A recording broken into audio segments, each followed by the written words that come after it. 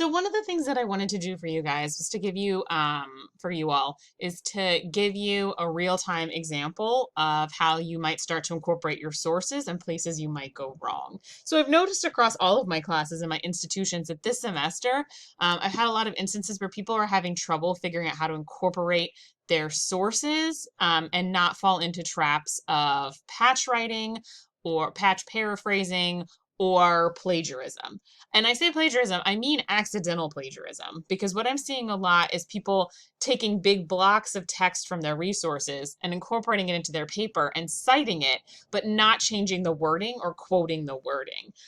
So you've got a citation right there. So I don't think you're trying to pull a fast one, but that is still a form of plagiarism, which is one of the things we talked about in the plagiarism unit on the blog. When you take somebody else's words, you need to either quote those words or change them substantially into a paraphrase. So I'm going to show you some pitfalls that might happen and some things that are acceptable and not acceptable. So this is, I've decided to make it part of my introduction. So this is like my little introduction. I haven't done any formatting. This is just a couple sentences that are my hook. And this is entirely in my own language. This is my thoughts, my words. Now, so I talk a little bit about how some institutions are saying, that more and more community and tech colleges, and I should spell out technical because we're being formal, and technical colleges should adopt professional dress codes. So I haven't got to my thesis yet. I'm just giving a little bit of information. And now I want to give a little bit of background from a source about that. So here's the source that I found. It's probably not the world's best source. I just found it really quickly. So make sure with your sources you're doing crap evaluation. But here it is. This is a quote that I think is a good little explanation. All right, so I am going to copy it. And I'm going to put it right here. And right away, you can tell that the font doesn't match. So if you're adding things, even if you're quoting things, even if I were to slap a quote on here, this still looks funny. Everything in your document should be in the same font family. So we're going to go ahead and do that. So the font family that I'm trying to write in is Times New Roman. And then I want to make sure that it's the same size. And I also want to make sure it's the same color. And that's kind of gray. So now it matches. And it got rid of all the hyperlinks by doing that. Okay, so some of you have been doing that, and you're like, okay, this is the right place to incorporate a piece of my source. Okay, so I put it in here. So now I should add in a citation. So the author's name was Chen, and then let's just see if we can figure out the year. This was written in 2019, and it's in paragraph 1. So Chen, 2019, paragraph 1. If I continue my thought, this is plagiarism. Even though I have this citation right here, these words are not my own. So I have a couple options to make this legitimate. One, I can quote it. So if this were a shorter quote, I would just say something like,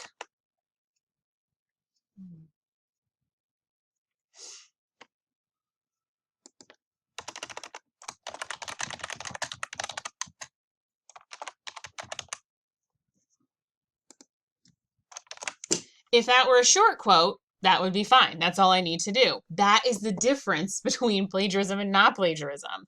Just admitting by putting these quotes around these words that don't belong to me, that and with the citation makes it not plagiarism.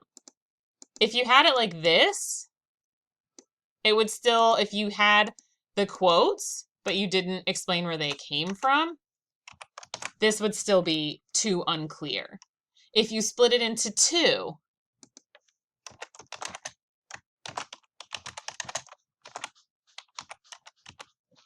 this would still be a little unclear.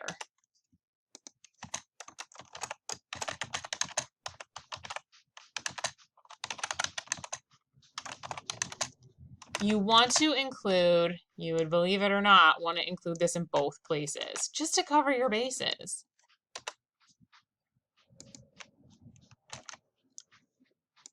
This is how you avoid plagiarism. Now, the other problem with this quote is that it's really long.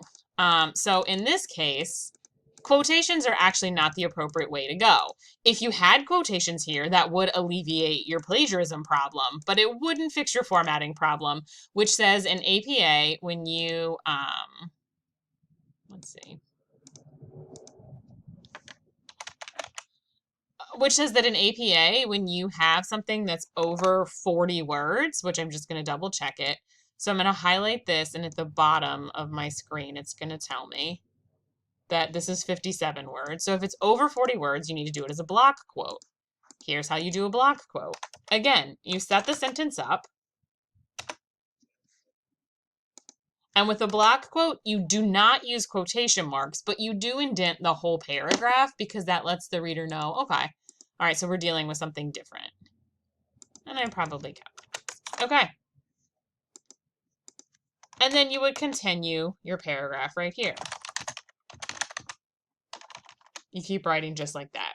That is how you say, oh, and you know what? One other thing about a block quote, which is really ridiculous about APA, is it is the only time the period goes before the citation. That's a block quote. This is a perfectly appropriate way to let your reader know that these words come from someone else. But indenting it like this really is the difference between plagiarism and not plagiarism. Because this lets the reader know that these words do not belong to you. This little colon in this let me know that in paragraph 1, I'm going to see these exact words. So those are your options when you incorporate a source exactly, the words directly from a source. You can quote them if their block of text is under 40 words, or you can turn it into a block quote if it's over 40 words. Now I'm looking at this and I'm thinking, you know what? I don't need all of these words. I'm worried my whole paper is just going to be a bunch of block quotes. You do not want that. So I'm going to try and paraphrase this.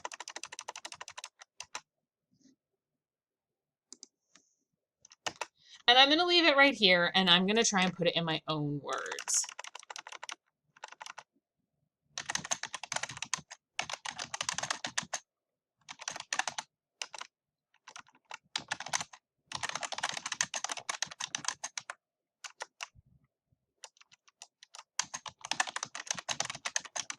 And you guys can watch what I'm doing because I'm going back and I'm changing it even more as I'm thinking about it.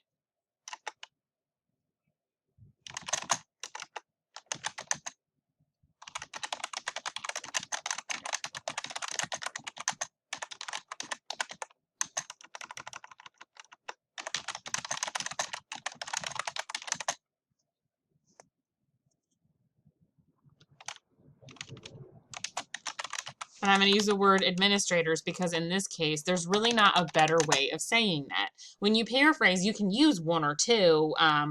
You can use one or two of the words. A good rule of thumb that I've heard is like no more than 3 original words in a row, just so that you're changing the sentence structure and the language. So you can see that I'm not just going through with my quote and like changing a couple words.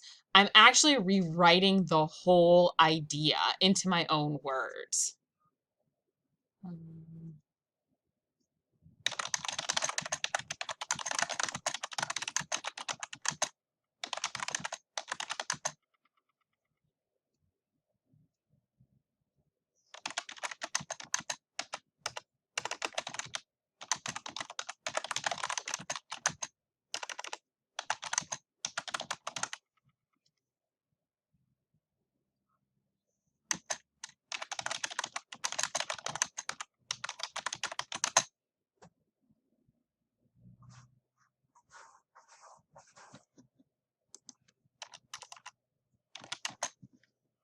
We'll say.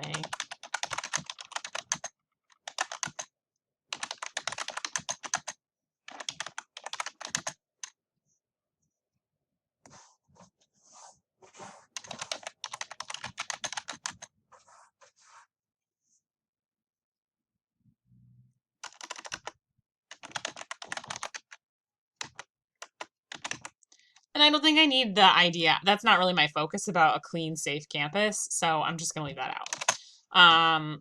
And that's my paraphrase. I didn't want to bring that idea over because it's not super helpful to my particular argument. So 2019, paragraph 1. And that's my paraphrase. And if you look at this, you can see that these sentences, this is shorter. It's a little bit shorter than this. Not a lot, but it's a little bit shorter. It's worked into my paper in my own words. And then when you look at it, you can really tell that it's been completely changed. And this is what a good paraphrase should look like. So that is how it should look. Here's an example of a paraphrase that's not so great.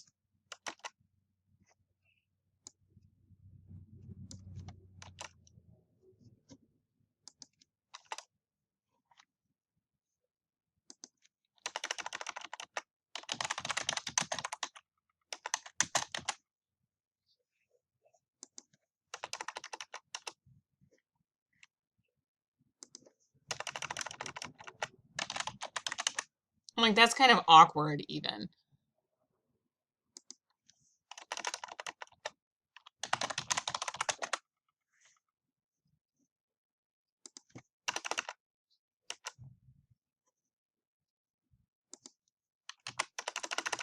You see what I'm doing here? I'm not actually explaining this in my own words or creating like a faster, more accessible version of this. I'm not working it into my own language. I'm just changing words.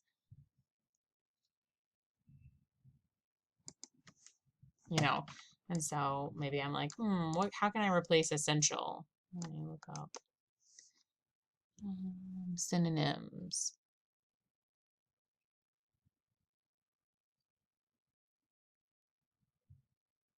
I'm gonna decide on that one.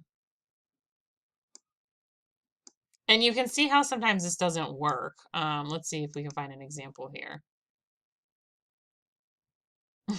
Like, that's weird. That's not a common phrase. So sometimes the thesaurus can hurt you because this doesn't make sense. And sometimes in bad paraphrasing, we take out really important, like income was the important word in there, but for all levels and backgrounds, it makes it more vague.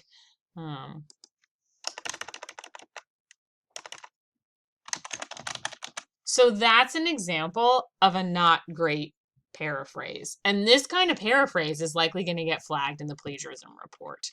So those are some examples of what to do and what not to do. When you're going through and you're doing this, you want to make sure that when you're incorporating language, if it comes from another source, it needs to be quoted, it needs to have a block quote, or it needs to be paraphrased so entirely into your own language that it's not too reminiscent of the original language. So those are the basics of source incorporation, and I really want you guys to work on that in this final paper.